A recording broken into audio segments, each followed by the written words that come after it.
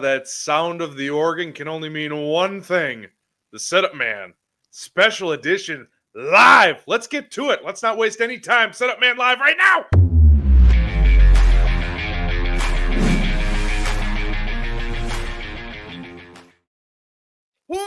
Welcome into a very special Thanksgiving edition of the Setup Man Podcast. I'm Alex Braw. Alongside me today, we got a full bullpen, folks. You got your minute relievers, Alex and Ty Lewin, and then, of course, the Setup Man himself, Kyle Stanley, joining us today. This is the Setup Man Podcast. If you haven't already, make sure hit that like button, subscribe, comment below. Although today, you don't even have to comment. We'll take your calls later in the show. So get ready with your hot Thanksgiving takes. We'll get to that in a second.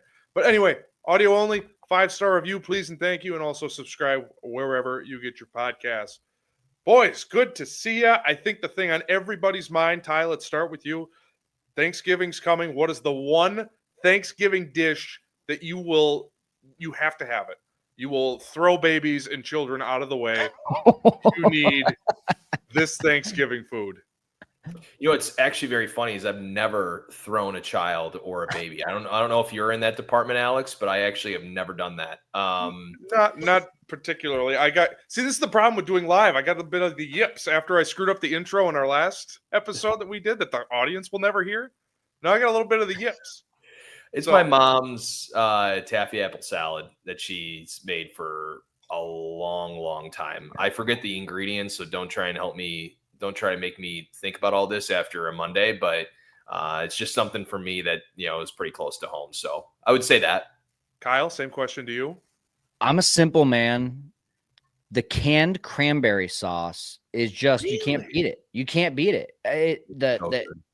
I mean, how much does that cost? Like maybe $2, and you literally just open it up with a can and you plop it on Thanksgiving table and you slice a little bit, and I eat that up. Right. What about you, Alex? I'm a stuffing man myself. I don't know what stuffing second. That's my second. I mean, otherwise, give me some bird. I'll take a turkey all day long. Like, just give me the classics. I don't need all this fancy, innovative 21st century stuff. Give me what the Pilgrims had, although I don't think they had stuffing. Just give me the OG stuff. And I want to hear from the audience. We've been live for 3 minutes and we have no comments. What's your guys' number one Thanksgiving? What'd you call it? Side dish? Just dish. I guess dish in general. Yeah, let's do it. Turkey ain't a side dish. That's the star of the show. All right, we have some Cubs stuff to get into. They made their first signing. We'll get to that in a second. Just update you on some baseball news in general. There was a trade over the weekend. The Mets are sending longtime outfielder Brandon Nimmo to the Texas Rangers in exchange for second baseman Marcus Semien. Kind of an odd trade. You don't see a lot of one-for-one trades, especially guys that are borderline all-stars. Ultimately, this doesn't really affect the Cubs, but it might with the Mets. Semien adding another bat. Now they could be in play for Bellinger. Let's face it, they're probably in on Kyle Tucker. It might have some Cubs effects down the road, but just wanted to mention that. And then this one actually does have Cubs connections. Tatsuya Imai. Ty and I did a whole episode dedicated to what a great addition he would be to the Cubs team. Well, my hopes, and I'm sure your hopes, took a bit of a hit today. He said he wants to beat the Dodgers. Great. But then in that same interview, he said that he doesn't want to play for a team that already has Japanese players. Interesting. Kyle, why? Why can we not have nice things? It's for sure a quote from an interview. Like we're sure that this is not just a reporter stirring the pot for agents or teams. I mean, this is the beauty of doing this live is I don't know. I will look it up, but I did see the quote today tweeted, X'd in multiple places today that was the thing. So I will do a little more deep diving to see if I can find where that came from. Yeah, I mean, I feel like I've heard that rumor before, whether it's actually straight from a player's mouth, a Japanese player's mouth, or from like this is their thing as they want to be like the guy on the team. I can't remember who it was recently, but I remember there being a legitimate conversation online about like, hey, if this guy came to the Cubs, he wouldn't be the guy because you have Shota and you have Seiya, so he's probably not going to go to the Cubs. I don't remember who that was, but I'm not pulling that out of left field. I know that was a thing that I'd heard about before. So I don't know what that's all about. I think it's just a cultural thing. I don't want to even like speculate or anything and say like, oh, this guy's a piece of trash because he doesn't want to have a Japanese player on his team. I think that might be a little bit of a cultural thing from what I've heard. So I don't have enough information, honestly, but it sucks that like the Cubs might not go after him because of that.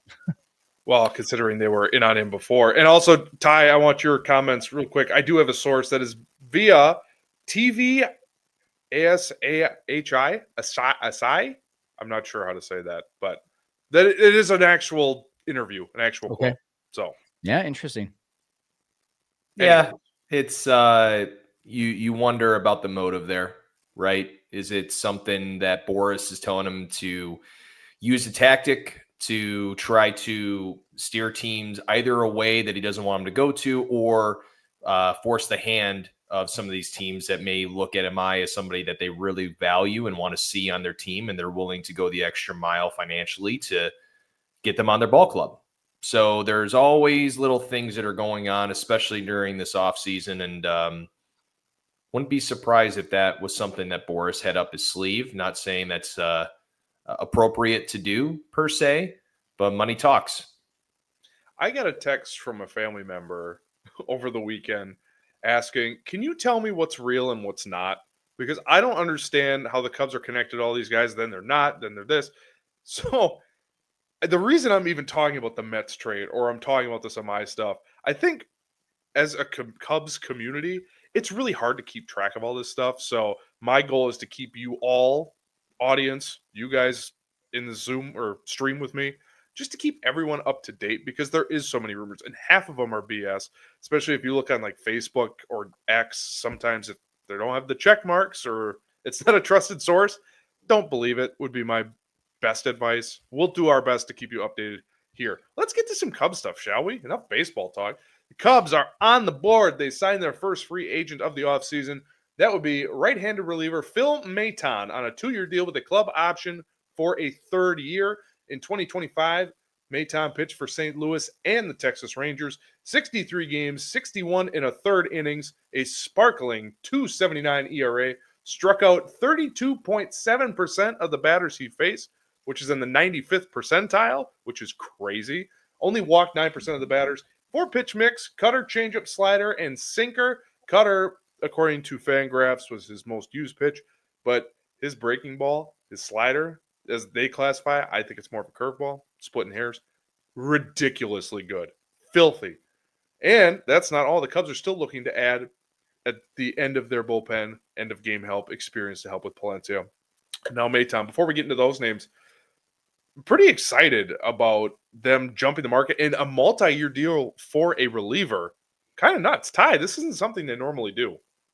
No, it's not something they do. And to say I have not been confident in any of the decisions they've made with the bullpen over the last couple of years it would be wrong. And it's been something that has been really a staple of pretty much this ball club for the last couple of years. And that's a credit to Jed and Zombro and the other folks that have been brought on within the last year that have really taken it to the next level. I mean, I have to say, for all the names that were on this roster last year, looking at it and saying Presley was really the only reliever that was of high dollar, right? And you look at a lot of the names, I feel a heck of a lot more confident they're going after a guy like Maton as possibly their larger deal on the side of the larger deals than they would have last year comparatively to Ryan Presley. So that's really exciting. Didn't have to trade away anything.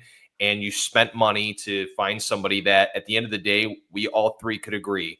It's very exciting to see them go after somebody that is a veteran arm in this league that is shown to be successful, that may have had his ups and downs at certain points.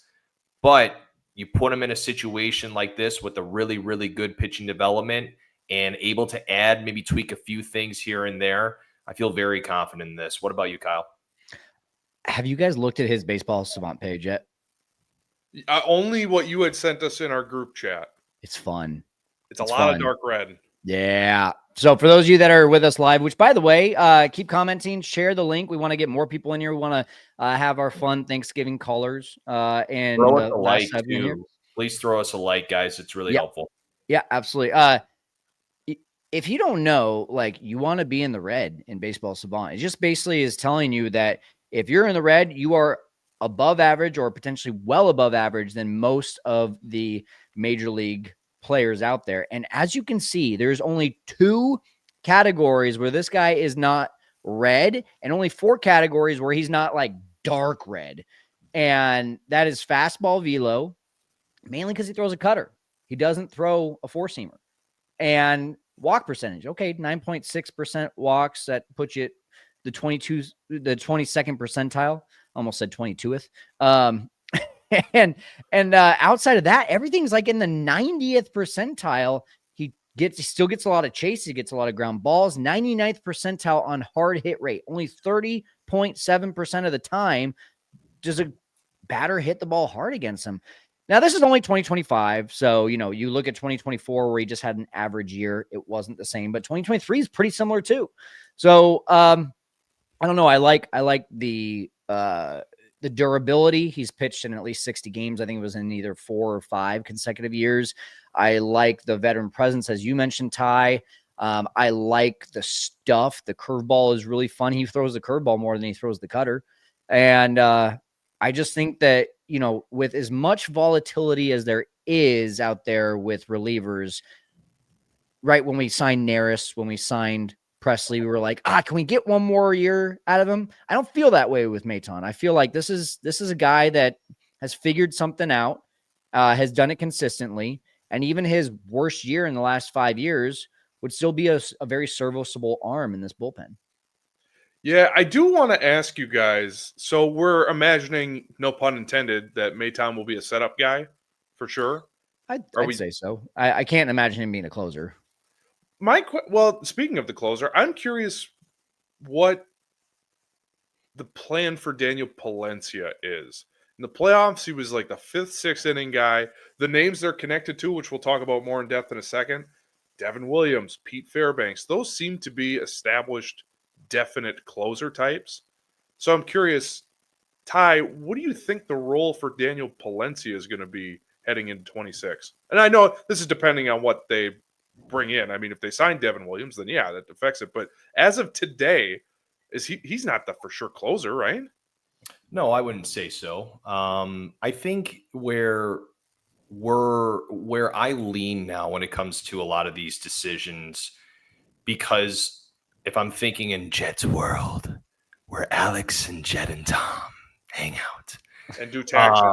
For anybody that doesn't know what I'm referencing, just go back to Alex and I's last episode where let's just say the first 20 minutes was very serious and the last 20 was pretty loosey-goosey. So you yelled at me is what happened. No, you yelled at me. But no, and I think the big thing I'm really starting to understand and sort of encapsulates like this like ball club is they just find these little marginal wins, and that really stands tall with their bullpen, right? And it's finding those innings and finding those situations where these guys are going to succeed. The generic, this is our sixth inning guy, 7th inning, 8th inning, 9th inning guy.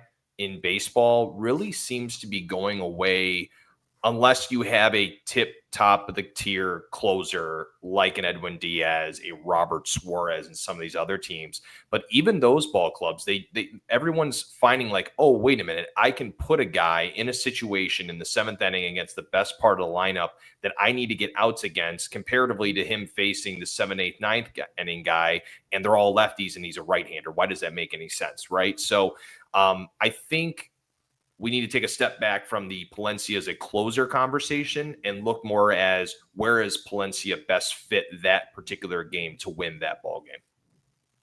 To your point, look how he was used in the playoffs.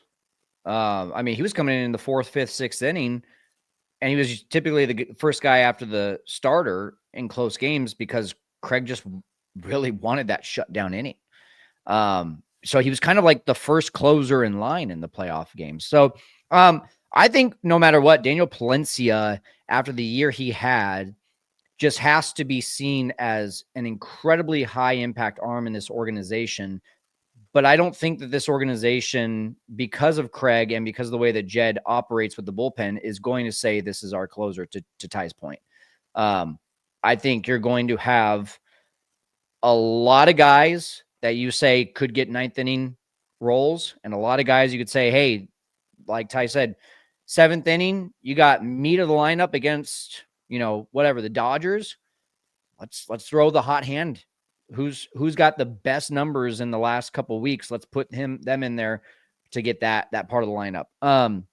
And that is the evolution of the game. So I think that's an astute observation. But either way, like if you look at it, who do we have? We have Porter Hodge. We have Phil Maton. We have. There's no one in the pen. Yeah. I mean, like, and that's no like diss to the Jordan Wickses and the Ben Browns and everyone in the world. But like, I think we saw last year that if you just pencil them in as like, that's going to be our guys, well, you're going to see that there's a lot of guys that don't work out. And all the guys that were supposed to be 6th, 7th, 8th inning, 9th inning guys for the Cubs bullpen last year, they weren't even on the roster for the playoffs because they were either hurt, they were underperforming, or they've been DFA'd.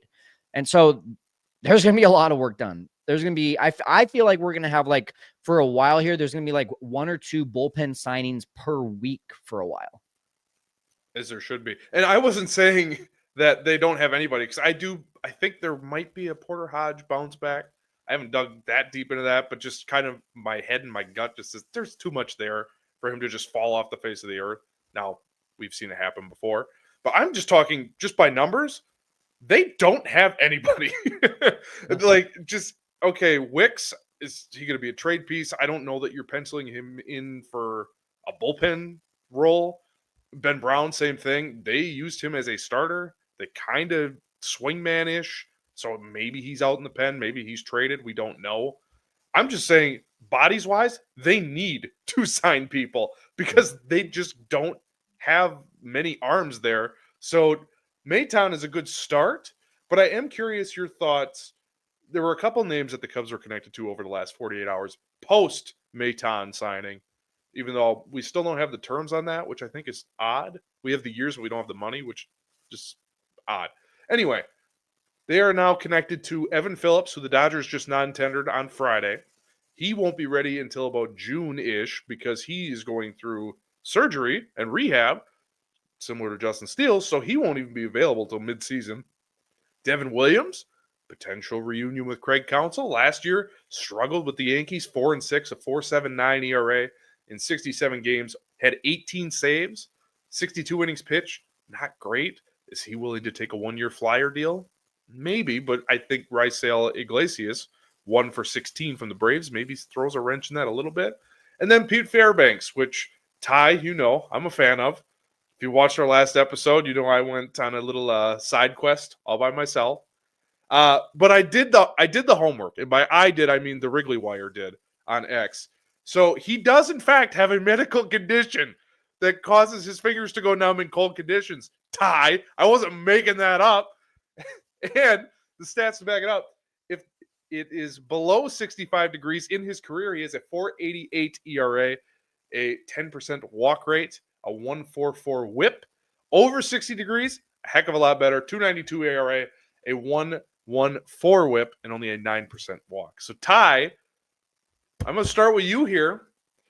Any of those names intrigue you, and why do you hate Pete Fairbanks and think I'm a liar? So I've had to just side note, I've had to mute myself on this show because my house is shaking from our sprinkler system. So just a heads up if I start talking, and it's a conversation to have offline, and it's inappropriate to bring up here on this show. But back to you. I'm talking to myself in third person. So if anybody hears a little just rattling going on, just know my house is not crumbling, and I will stay on this show even if my house does crumble down. Dedication. That's how much I love. I would love to see you get a sprinkler to the face. But yeah, back to your question on why I hate Pete Fairbanks. So here's why I don't. Second of all, I'm sorry to hear that his condition does not allow him to be successful at Wrigley Field. Less successful.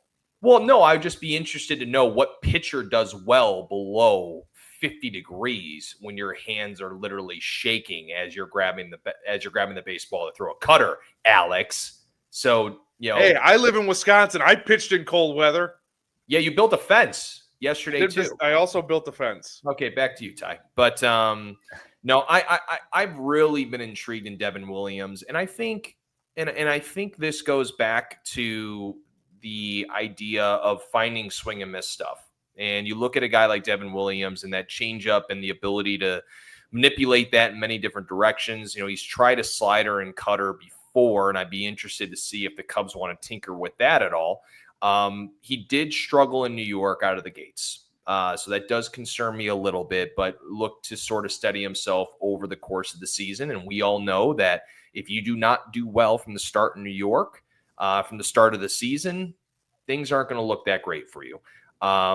Just because that market is just so tough to do well in when you are not performing well on the field. So that is just an arm that really interests me and feels like it's somebody that you add something different to the bullpen. And Pete Fairbanks just seems too volatile to me. And I think that Devin Williams gives me a little bit of an easier feeling. If you disagree, make sure you comment in the comments. But Kyle, what about from those names? I think it was Fairbanks, Williams, and who else, Alex? Evan Phillips would be more of a flyer because he won't be ready till midseason, but they were connected with him today. What about you, Kyle? I would be disappointed if they signed Fairbanks, given that information. It's kind of to me like the pitcher's version of Isak Paredes. Ironically, they're on the same team, right? Like you just know that the chances of them being successful at Wrigley are lower. So, I don't remember who said it, but like think about Shota going to Great American Ballpark and pitching for the Reds all the time. Like that would be terrible. He'd give up 50 home runs a year. I know Michael Cerami has a source, and that's awesome that he broke the Maton deal. And it is unlike the Cubs to sign top-ish level relievers to multi-year deals. They did offer Tanner Scott last year, so we might be seeing a turn in this, but call me skeptical. I don't see them doing another multi-year deal for a reliever that is going to be over, 6 or 7 AAV. And then when you see Iglesias, who really at the end of the year just had kind of an average year and still got $16 million. I mean, they don't have a lot of money to play with. They just don't. If you have, I've seen a lot of reports of guesses right now, but if you have Maton around like a 6 to 8 per year AAV, where does that leave you? That leaves you, basically like low 40s left to be able to spend this offseason. And they need a starter. So I think Jed is going to be like, we're just going to try to find the next Brad Keller. We're going to try to find the next Caleb Thielbar. We'll still talk.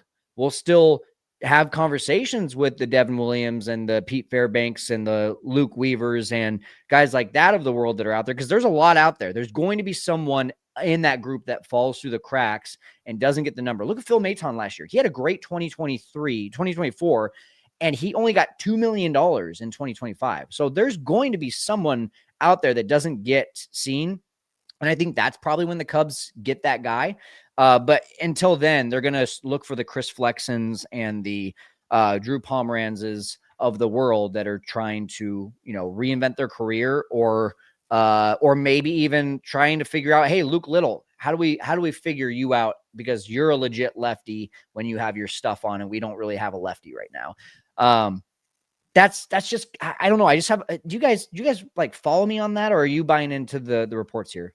I do, just because, like, how can you blame them? Yeah. Right? We for so long, all of the I would call it just mindset when it comes to free agency is, oh, well, you need to spend the most money. And I'm for the people listening, I am not saying, I'm not giving them any benefit of the doubt. They could spend as much money as they absolutely could in this market. Okay, let's be completely frank. Careful, but like Ty. Outfielders, starting pitching, and infielders, or just position players in general, majority of the time, the best players are the ones getting paid the most. When it comes to bullpens, guys, like, we don't have the year last year without some of those guys, and some of the guys that they were tied to in the offseason that got a little bit more money weren't even close to what those guys performed as, right? So there comes a lot of things that they've done internally to try to fix these issues. And probably what Jed saw is that, hey, look, I could go out and spend $40 million on this bullpen, but if they can't do anything, I can't trade them away, one. And then number two is that I can't use that money allocated to something else that can actually be of value to me offensively, because I can't rely on bats that are in AAA right now to do anything, right? For example, guy comes up next year, let's say, call it this isn't like a particular player, but for example, a guy comes up, let's say it's Riley Martin. He comes up next year with this pitch he had learned in this pitching lab in San Antonio, Texas, and he comes back in, and all of a sudden he's one of the most elite relief arms the Cubs have. So there's all this specialization now with pitch design and pitch framing and all these different things that some guy comes in, you're like, oh my gosh, what did we just find here? And then he's a diamond in the rough, and then he turns out to be your 8th inning guy or 7th inning guy for the rest of the year. So that's why when I saw this signing, I was like, man, they must be really confident in Phil Maton. Like, they must be like, this is a guy for us. Let me pose you both a question. What would you rather, Jed, with the, and someone said in the comments here, I think it was Vegas. Yeah, Vegas Lounge Act. They don't have money to play with because of their self-imposed salary limits. So yes, whenever we talk about salary limits, we're just talking about the way in which we know that the Cubs spend. I would like to know, given if they're around the low 40s that are available, would you rather see them spend 12 to 16 million on Devin Williams, or would you rather see who's coming off a mid-year, in fact, a below mid-year, or would you rather see them spend that money on a guy who's coming off of an injury plague season in Michael King at 25 per year? Can I vote for let's pay Devin Williams, give him the contract he wants, and then trade for someone like Edward Cabrera, who's not making any big league money? You can, but not in this question. Well, in that case, if you're going to spend money, where my main thing is, if you're going to spend money and you know that they're not going to go spend 35 a year on, if that's what Dylan Cease gets, or the top guy in the market if you know they're not going to do that, so there's going to be a risk either way of starter versus reliever based on how the Cubs spend. Would you rather them risk it on a starter or risk it on a reliever? I'd risk it on a starter. They've shown us they can find people you've never heard of and hot dog vendors that you've never heard of, and they can go throw in the 6th inning and throw 95. They find these guys all the time. Starting wise, development hasn't been great there outside of a handful of guys, and that's not even just lately. That's like throughout the last, well, really the 21st century, they haven't developed a lot of their own starters. So no, I take the money risk on a starter who's a little more of a proven commodity. And then relievers, I mean, you signed 20 of them last spring, and lo and behold, you found 8 that stuck. and they were crucial in October. But I just don't trust them to develop their own starting pitching, so go spend the money there. Yeah, the way I look at it is that you got to get 5 to 6 innings out of an arm rather than one inning guy. You can find, obviously, with the way the Cubs have done things now, going after a guy who needs to get 5 to 6 innings 3 times through a lineup these days is very, very difficult to find. So a guy like Michael King or some of the other names out there, absolutely, I would agree with Alex. Starters all day, and you find what you can find for the bullpen. And I think with that is going to end the baseball talk. Now, I think we should hear a message from our friends at Obvious Shirts. And then I also think we open up some phone lines. So why don't we go ahead and do that? But first, our friends at Obvious Shirts. Setup Nation, I want to take a quick break so that you know how you can support our channel and wear some cool swag like this. We've teamed up with Obvious Shirts to give you a chance to have your very own Setup Man shirt or hat. Pick from 3 different types of shirts or my personal favorite, the trucker hat. Go to the link in the description of this video and podcast to claim your Setup Man apparel. And thank you so much for supporting our channel. Thank you very much for the support indeed. And because we want to thank you, we also want to talk to you. So Kyle has put the link in the comments. Click that link, hop on in, and come chat with us. Let's talk Thanksgiving. Let's talk Cubs. Let's talk about what you're thankful for. In fact, that's going to be my first question, so be prepared. What are you thankful for, Cubs related? Or if you have something else in your life that you're thankful for, give your family and friends a shout out. Why not? That's what we're here for. But continuing that conversation while we're waiting for people to hop in here, does a trade and then signing a high leverage reliever to bigger money, does that do anything for you guys? Does that even make sense? Because if you do go trade for Cabrera, Gore, you're going to kind of have to gut your farm system to get someone of that caliber, especially because I look today, Edward Cabrera is under control for 4 more years. Yeah. Like that's going to cost a lot. Ty, you go first. Unless you're having an earthquake from sprinklers. I'm trying to make sure this thing doesn't. You guys don't understand how annoying this is. This is brutal. I feel like we can't hear it live on the air, so you can't hear it. No, yeah. You couldn't just hear that. No, you sure? We can hear the thoughts in your head at this point. Okay, that's actually worse.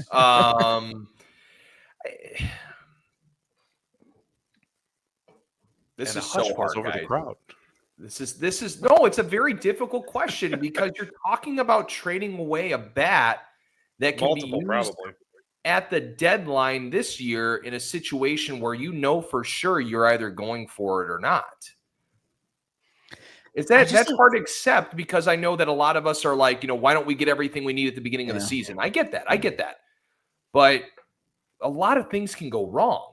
And so that's where I kind of start to I've had a lot of thinking going on lately just because I've had long car rides and I've had a lot to think about. And that's where my head's at. So I don't know. I'm there with you in terms of thinking a lot. And I've been thinking a lot of just like, I'm kind of now in this phase of, I don't even believe in the trade deadline.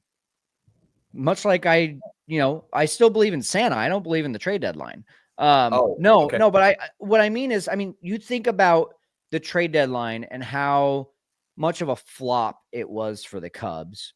And you look at all the factors, and I had Boog on, and he was like, I don't even think Mackenzie Gore and Joe Ryan and Edward Cabrera and Sandy Alcantara were even available. I think that was all hearsay. And it's like, if that's the case and you're banking on, well, let's just wait till the trade deadline to get an impact reliever. What if it never comes? What if you have all of these like Cincinnati Reds and who else? The Nationals weren't even that far out of the race, I think, when the Marlins weren't that far out. Are you just going to hope that a bunch of teams are out of it and clear sellers when there hasn't really been a year recently where it's like, yeah, for sure. Like we have so many sellers. There's like 3 or 4 legitimate sellers at the deadline and all the other ones are fringe teams. And you just got to hope that one of those fringe teams decides that they're a seller. So that for that reason, that's why I do think you gotta try in the off season. And Jed has made great trades the last 2 off seasons that have benefited the Cubs. Michael Busch in 2024, Kyle Tucker in 2025. Without those two trades, those guys aren't impacting the team in the 2025 season, which we ended up having a playoff season, versus I look at the trade deadline, and when outside of Mr. Kitty, when have we had like a trade recently? I would love to have that sound back. I know we deleted it from the file. When have we had a trade recently at the trade deadline where we're like, oh, well, that was impact. So that's where I'm at. That was exactly my take. What have they done in the last 3 trade deadlines? They traded for Candelario. Woof. They traded for Willie Castro. Woof. Whatever Rogers, whatever one of the twin brothers, Tyler, doesn't matter. Woof. They haven't done anything at the deadline because they don't want to give up their prospects because they're thinking about 2032. And it's all the other cliches. It just go get your guys now, or at least set yourself up now so that you don't have to worry about the trade deadline as much. You can, hey, you know what? If you do your shopping now, you can stand pat at the deadline, which we all know you probably would rather do because 2032. Yeah. Let's go get you guys now. All right. Oh, hold on. Because I just posted a comment that was at Cubs_Bears_fan. Question for you guys. Would you bring back Willie Castro and Mike Soroka? No. No, thanks. Because they have not done a good job of making these trades, like from the mid-season perspective. So I echo exactly what you're saying, Alex, but that's why I just wanted to bring up that comment. I would hesitate at the Soroka thing because if he didn't have a good season, if you can bring him back for a couple mil, you need arms. But they also didn't do a medical review on him when they brought him in. So no, for sure. We don't even have the checklist down. So let alone we know we got to do that. So I love the Cubs. Go ahead. Please, dear God, please, no more Mike Soroka. No. I'm done. I'm checked out. I'm out. Year to year relievers. I'm telling you. But then he could be a swing man. Look, I'm over Mike. Let's bring Jacob in. I'm tired of hearing it from us. Fine, Jacob. We're thankful for you, but Jacob, what are you thankful for? Cubs? What Cubs related thing are you thankful for? Dude, are you driving right now? No comment. I am thankful over live on the stream. Sure. First of all, I do want to say I am thankful for you guys. The show is amazing. But I wanted to talk about 4 names that I think would fit Jed, and I wanted to hear your guys' opinion. So just for everyone, this is not names you would expect, so don't attack me for that. What the hell is that guy doing? Don't get in an accident. So we got 4 names. Of course. We got Evan Phillips, which I know you guys already briefly talked about, from the Dodgers. We have a guy named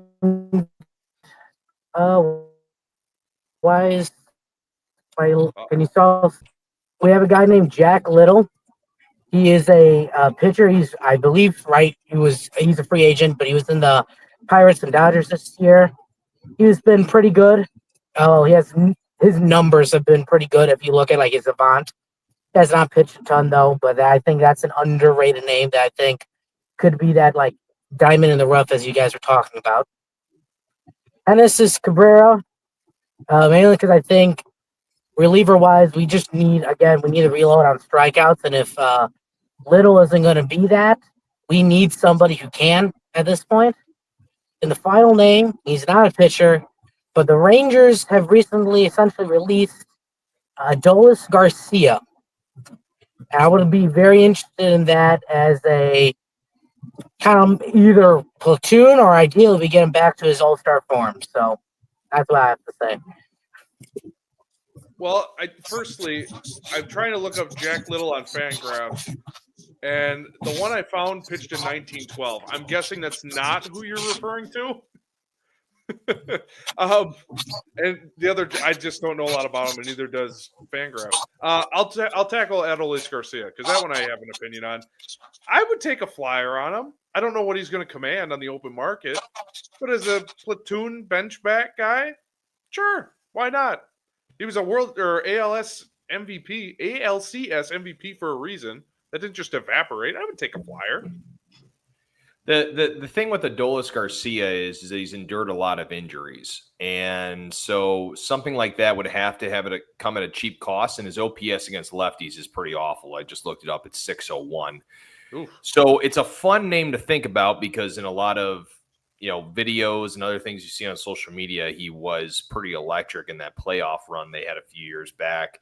But at the end of the day, when it comes to sort of our organization right now and trying to find a spot for him, it's going to have to come at a cheaper cost just because Sam, Moises, and Owen are all fighting for 3 different spots right now, and there's 2 available. So Adolis would be a very tough name for us to get. I think he goes somewhere where he feels like he can get his home run numbers up a little bit, and I don't think he gets that at Wrigley Field. From the bullpen side of things, Evan Phillips looks like I'm getting a lot of feedback. Evan Phillips is somebody who's really interesting to me just because he was so excellent for the Dodgers, and the Dodgers and Cubs have done a great job with finding names that really are sort of diamonds in the rough that nobody knows about. So he would be somebody I'd be interested in. Unfortunately, I don't know much about Jack Little, Jacob, so I can't speak to that as much. I don't want to try to, say something that I don't actually know what I'm talking about. And then you said Genesis Cabrera, was that correct? Cubs legend, Genesis Cabrera. Cubs legend. So that has been tried already, but I'm interested to see if they go after a couple other names. I've thought about names like Holby Miller, some other sort of unique, interesting arms that I think that could be something a little bit different from this organization to try out. So those are my comments there. Kyle, do you have any? Yeah, I think the Cubs are pretty formulaic, if that's a word, in the way that they approach the offseason, right? They last year made a pretty quick signing. I say pretty quick because it wasn't the new year yet, but it was oh my gosh, Matthew Boyd, right? It was early December. And they knew that they wanted starting pitching, so they went and got it. And then they threw out the entire offseason were getting bullpen guys, and then they focused on their bench last. Outside of that, it was the Kyle Tucker move. And of course, Cody Bellinger, which is just really a salary dump. So I think you're going to just see them do the same thing. I think you're going to see them go after a starting pitcher quickly. It was surprising to me that they were basically the first to get a bullpen guy, or maybe even anyone of significance from the free agent market. But you're going to see a lot of that throughout the offseason. And then a guy like Adolis Garcia, I don't see them going and getting him right now. And I think that he's not going to last a long time on waivers. If that's, I guess, technically where he's at right now. But anyway, so I don't even think he'll be available when the Cubs do switch their attention to going and getting the bench bats, because to Ty's point, that guy doesn't have a starting spot. So they're going to focus on their starters first, and then they're going to focus on the bats, I think, at the end. So yeah, I mean, long story short, I don't think that he's going to be a fit. So, Jacob, thank you for calling in, my guy. We will talk to you later. Appreciate him calling in as always. I do want to ask quick, while we still have some time here, if anyone else wants to jump in, the link is in the chat below. Hop on with us. Let's talk some Cubs. Evan Phillips, not Phillips. Phillips.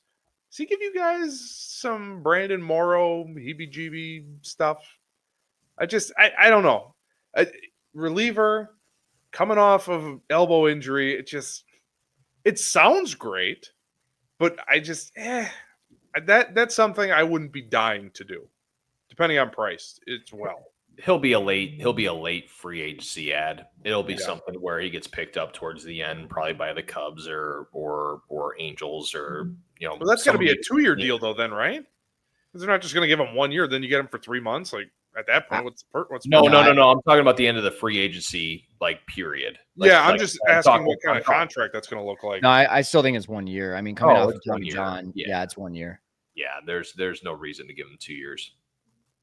Well, if my argument, or I guess I'm thinking, living in Wisconsin, of Brandon Woodruff. Now, granted, that was their guy, so it's a little different. But hey, you're coming off a shoulder injury. Let's give you 2 years. You can rehab with us, and then they had him for a season and a half, or at least that was the thought. So I'm thinking, okay, Phillips, when healthy, is a pretty good reliever. However, coming off an injury like that, if he is effective, I don't know. Would you just give him like one in a club option? I don't know that 3 months does anything for you, and maybe it does, and maybe I'm an idiot, which many people You're not an idiot. Stop calling yourself an idiot. You do that all the time. Don't call yourself an idiot. Wow. You're a very smart guy from Wisconsin. Wow, Ty, quit yelling at me, or I swear to God, I'm going to fall in love with you. I'm so done with this. I'm so done. Kyle, I'm calling HR. Do we have an HR rep? Is that Brian? No, absolutely not. Let me ask you this. Let me ask you guys this question then. Okay, so if you're looking at this team right now, okay,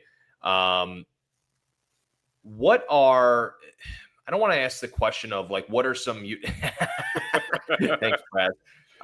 Prez Master. Great picture, by the way, as that logo there. It is so fun. We still got 41 people with us. We've been absolute goofballs this entire episode. Please throw us – 44. Please throw us a like, comment below. And make sure you subscribe if you have not subscribed yet. As our great Chris Brault once said, like and subscribe. Sorry. Did you just have a tiny kid stroke? I am blurring my words right now and have been knocking over basically everything in my place. What unique – do you guys have any like unique trades or anything unique that you've thought to your brain as to anything this team can do? Just because we're at that point in the offseason where it's like, we're just kind of on probably the edge of like a bunch of moves being done. By the way, folks, most moves won't be done here probably until early December at this point, just because of the Thanksgiving holiday. But like, would there be anything that you guys have thought about that's like, this is kind of fun and crazy? Oh, I would love, they won't do this, and I don't know that he has a space. I would love if they went out and got Luis Ariz. I know I said that on several podcast episodes ago, but he just makes a lot of sense offensively for what they need. The only problem is you're not DHing him because you have a young guy that you're going to DH and Ballesteros and or Casey. And defensively, he doesn't fit because he's not very good defensively. And he can play second. He's played first. I don't know. Does he play third? I don't think so. But a guy he's a 28-year-old two-time batting champ who doesn't strike out. He's still, even last year, a quote-unquote down year, he still hit 298, which would be the tops on the Cubs. It's just, he fits a lot and checks a lot of boxes that they need. I don't think there's a fit there. But also, I'm curious to see what his market ends up being because Nico Horner, similar, way better defensively though, comes up next year as a free agent. What does that look like? Jeff Passan wrote an article on Ariz saying he didn't have much of a market. And if that guy can't get a market, I wonder what Nico's market looks like. I wonder what that does for an extension. But overall, that's a side tangent. I would love to see Luis Ariz in a Cubs uniform. I just think he fits for what they need. They're just not defensively. That's a problem. Ty, I'm going to answer your question because Alex didn't, because that's not a trade. Well, it was a unique idea, you jerk. Yes, I swear. Alex, really quick, just on that, just because because they already have Ballesteros, I don't think there's room for another guy on the bench that can fill that need. But go ahead, Kyle. Alex is gonna love this one. Straight up Corey Seager for Dansby Swanson. Oh, hell on earth, no. No, I'm just kidding. Honestly, I mean, his jersey's right behind me, but it's not gonna happen. No, it's not gonna happen. But if they found a way to add Corey Seager, can he play third base? We would have to trade a boatload more than just Dansby Swanson. But there's it's not crazy because it's already been out there, but I'll put a little bit of a twist on it. I don't think the Twins are trading Joe Ryan, but there's been that rumor of like, oh, wouldn't it be cool if Byron Buxton and Joe Ryan went and won? Well, can we remember that Pablo Lopez was also heavily trade rumored during the season and the preseason with the Cubs? What if you got Byron Buxton, he's your right fielder, and Pablo Lopez? That'd be pretty cool. That would fill two gaping holes, and already I'm sure Fangraph's projections would just go through the roof after a trade like that. That team wins 90 games for sure. Lock that in. I don't know. I know Pablo Lopez had a lot of injury stuff last season, so I'm just quick looking at his Fangraphs. 75 and 2/3 innings, struck out 23% of batters. There was a fastball, slider, changeup, cutter, sinker. ERA 2.74. There's just something about, I don't know. I'm not anti, because if you get Buxton, that's a win, regardless. But is Pablo Lopez different enough from what you have? And I'm just asking. Yes. I don't know. Yes, because he strikes out a bunch. Well, I suppose I should probably look at his career and not just last season, especially when he was hurt. But no, let's do it. You get Buxton and Lopez? Hell yeah, let's go. And Ty? What about you, Ty? You asked the question. You had a lot of drive time recently. Yeah. Jeez. And by the way, I don't know if any of you are watching. It's Jake Tendo, Cubs, Bears fan, Stacy Brault. That's this my dad. could be you. This could be you. Get in the stage. We got time for one more caller. The IPA is hitting. Yeah, I was gonna say, and something else. Well, if I look at this team right now, and if I were to have because we're not in Christmas present time, so I'm trying to save some of these ideas, guys. Okay, but if you're gonna ask me, just one, just a little Saint Nick gift, just a little tease. We got a lot of shows to fill. It's only November. Yeah, there is a lot to fill this offseason, which for everyone that's tuning in, almost 50 people listening to us still. Wow. I guess we're doing a good job. I'm not. Man, I really thought you had an answer because you asked the question. Unless you, I didn't. Honestly, I just was trying to find something for you guys to talk about so I could take a little bit of a mental checklist in my head of how much I have to do at work tomorrow. Happy holidays. Happy holidays. Why does Tampa Bay just feel like a bad idea weird trade target right now? Does it feel like weird or does it feel bad? Well, who are they giving up? I'm really interested in this Josh Lowe guy. And I think he's a guy who unfortunately has dealt with some injuries. He's an outfielder. Are you thinking Josh Lowe or Brandon Lowe? Josh, not Brandon. Lau. Not brothers. Lau. They're not brothers. Josh and Nate Lowe are brothers, not Brandon Lau. I think it's Brandon Lau, not Brandon Lowe. But he has been an interesting name for a while, that he is somebody that unfortunately dealt with some injuries early on. And I think that there's something too with a lot of teams where I think they try to specialize guys. I think they try to put them in this little bit of a, this is what we need you to do day in, day out from a either home run or, 3 outcome perspective. But a guy like a Josh Lowe or some of these little names that are not going to be names that are going to cost a lot, guys. But just some players that I think are really, really nice ball players that I think could be of value off the bench and in situations where we need to have somebody be able to play outfield every single day. So I'm looking at a Savant page. Strikes out a lot. He does. Strikes out a lot. I love it. Hit 20 bombs in 2023, but in less plate appearances, not a lot less plate appearances. In 24 and 25, only hit 10 and then 11 home runs. If you're going to strike out almost a third of the time and barely put up double-digit home runs, we already have a lot of guys that strike out a lot. What about 2020? What about 2024? You said 2023. What about 2024?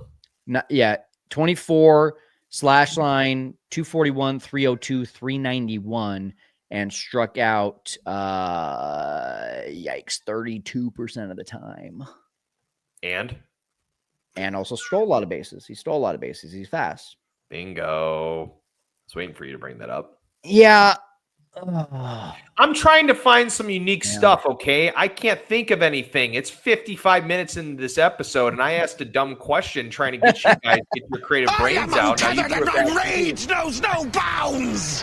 I was not ready for that, and so that's going to do it for us here on the Set Up Man podcast. Yep, I think I lost a lot of credibility out here as well, and may have had a little bit of bourbon as well. That thinks Josh Lowe can hit 40 bombs and steal 60 bases and tag along with PCA along the ride to the World Series in 2026 before we blow up this entire team before the new CBA is announced.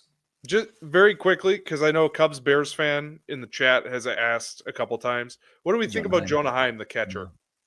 He just got non-tendered by the Rangers. Cubs Bear fan basically saying we only have 2 catchers, Amaya and Kelly. I'm guessing he's not mentioning Ballesteros in that mix, but he's fine. Hold on. This is an incredible comment. AJ and Kyle are asking, or it probably means AB and Kyle are asking for a wish list guy, and Ty suggests something you get as a white elephant. That's good.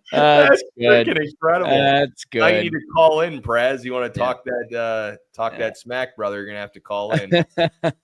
That's unbelievable. That's so good. I think Heim would be one of those guys, right? That you.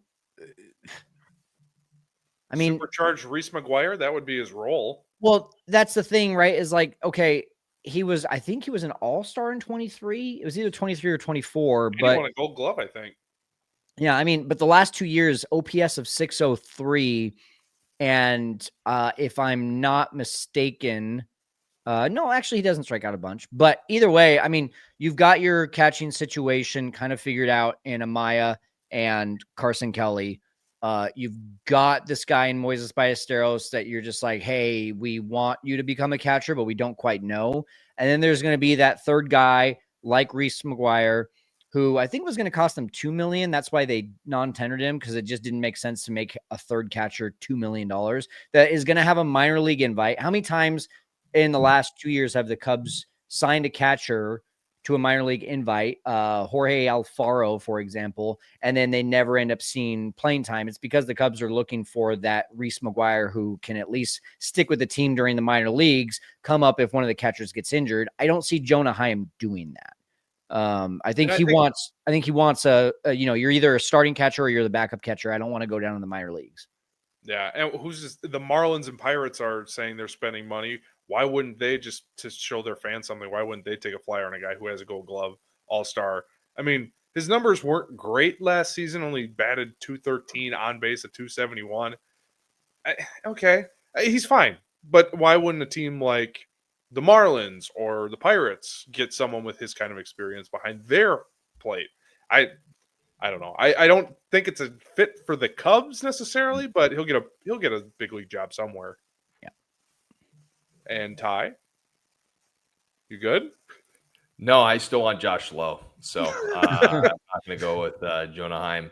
No, I think you guys make a great point where you're talking about a lot of things that are sort of already established. A lot of these names are really going to be interesting here in the next coming weeks and they're really not going to get picked up towards the end just because a lot of these moves are going to have to be made. I mean, you're talking about Kyle Tucker, Framber Valdez, to Dylan Cease, to so many names that are going to require a boatload of money.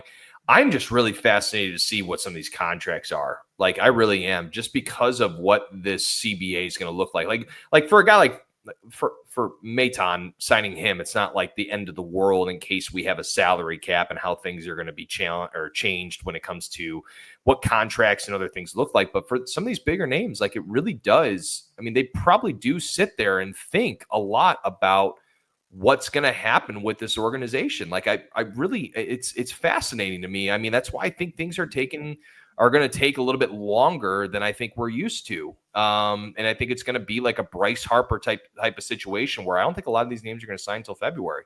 Am I wrong? I think you might be right, but I also think it's awesome that this guy just like called to the last minute. Got your call from the pen. Who's and that? He's here now. He's here. Ooh. He's here to yell at you. What's up, fellas? That was by far probably the number 2. I would say that's the number 1 joke I've ever heard in our chat. That was incredible. Thank you. I appreciate that. That was awesome. Your voice sounds like you might as well sing next to Chris Stapleton. So this should be a lot of fun. Or do it. Smooth Tennessee. Yep. Wow. I knew it. Thank you. I knew it. I see Nashville when I see it. I'm really not that big of a country fan, but I mean, I appreciate the comment on that. I guess so. If we're going along the lines of, first off, I guess, here's what I'll say. I'm thankful for the fact that we got playoff baseball back at Wrigley this year more than anything, because like that was you know, I got to go to Game 3 against the Padres. Like that was an incredible environment, and like, you know, been waiting too long for that. As far as any sort of like wish list move I would want to make, like I had been thinking about like how to possibly replace Tucker's production, or at least like somewhat get back to that point, while also kind of acknowledging who might have a regression on the Cubs this year. And I thought about catcher and the fact that like Carson Kelly is probably going to take a huge step back next year after having like a career year this year. Do you guys think Baltimore might be having Adley Rutschman on the block at all? Because that's a guy I think like if you get him as your starting catcher and then Kelly like kind of takes a step back as the backup, and then you know maybe you trade Amaya. I don't know if you can convince me of Rutschman over Josh Lowe. I don't know. Just stop. This is not about me. This is about Mike. Okay, Alex, didn't I bring up Adley in that weird trade deadline? Like, what would be your like outlandish report? It was him and Felix Bautista. Yeah. Yep. And I was like, this would be freaking wild because it's like Adley has been known for his entire career. So for people that don't know, Adley Rutschman caught at Oregon State and was really a reason why they won a national championship. And ultimately, pretty much everywhere he's gone, he's been. You're saying it wasn't Nick Madrigal that was the reason why they won that?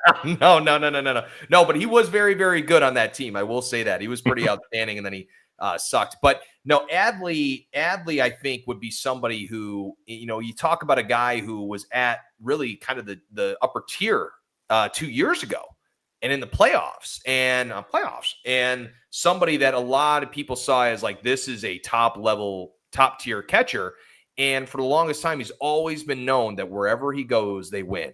And last year, they went through a gauntlet of injuries, and unfortunately, just a lot of things didn't pan out. Hell, they just traded away Grayson Rodriguez, which was like, whoa, what are we talking about here? But I think that is somebody that a lot of people have not brought up, and that was somebody I brought up back a couple months ago where I was like, man, like this just doesn't seem like a good situation. It feels like somebody they should pounce on to get a lot of really valuable prospects and other names. So, Mike, I love the name drop there.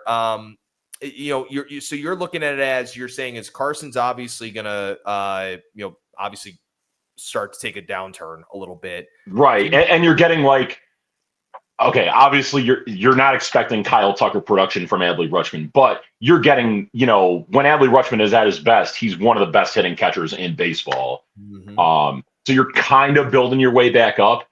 I do think Adley might be expendable after the Orioles gave that extension to Basayo too, unless they maybe want to consider like moving Rutschman to a different position. But I don't know. Basayo has to go then, right? There's just no, because there's just really no, like he has to be a part of something that's going to be hey, here's a for sure pitching prospect or positional player that can play an everyday position or pitch every single day. And then Ballesteros is tagged along with it. You're looking at Jackson Wiggins and Moises Ballesteros. One of those probably goes in that deal. Really? He didn't. I mean, that's a lot. I know he's a good player. Don't get me wrong, but I don't. Winning cures all, brother. Winning cures a lot of things with these guys.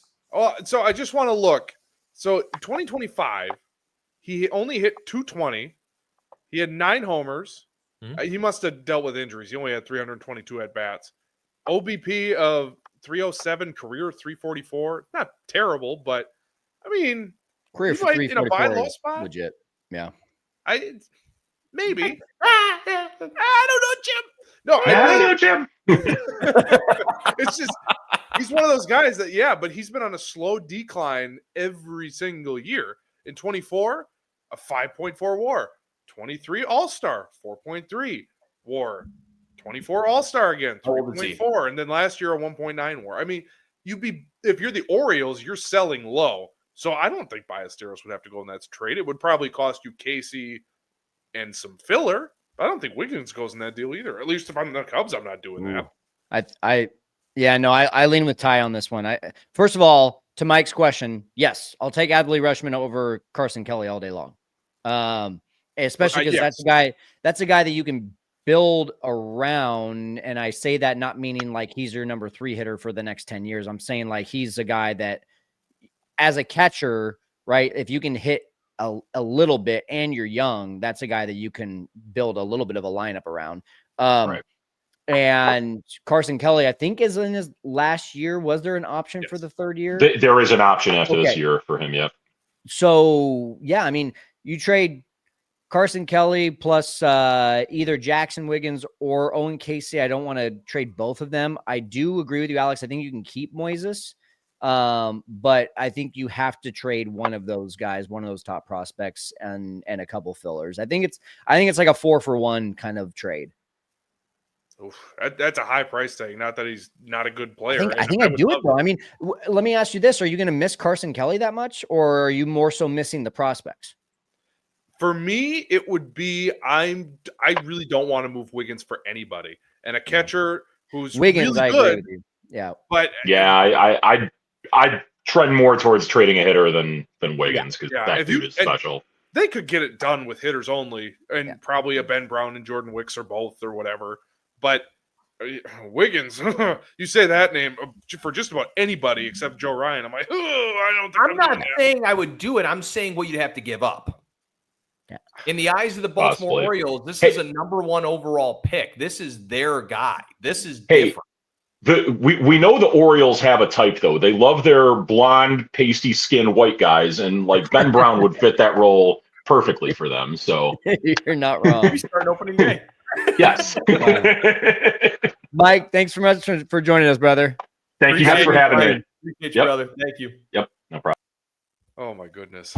We could do this for another half hour, but we are up over an hour now, so we need to say we are good day. Oh yeah. I thought that said 42 time flies minutes. when you're having fun, my guy.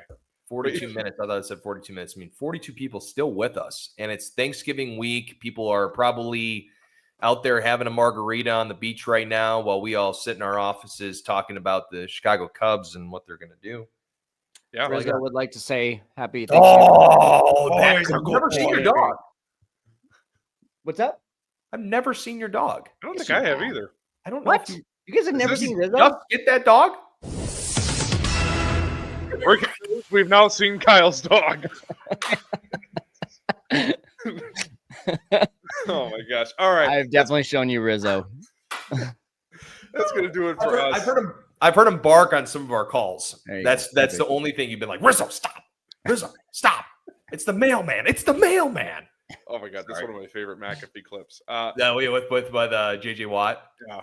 As Yeah, I've every been there. time I mean, from 12:20 to 1 o'clock. The same guy comes here every single day. yeah. If you got a dog, you know. That's gonna wrap it up for us. Again, we can't thank you, the fans, the audience, enough. You guys are the reason we keep the lights on. Otherwise, it's just 3 fools yammering in a Zoom call. So really, sincerely, at least I can't speak for these 2 guys, but from the bottom of my heart, thank you for tolerating all of our nonsense for the last year.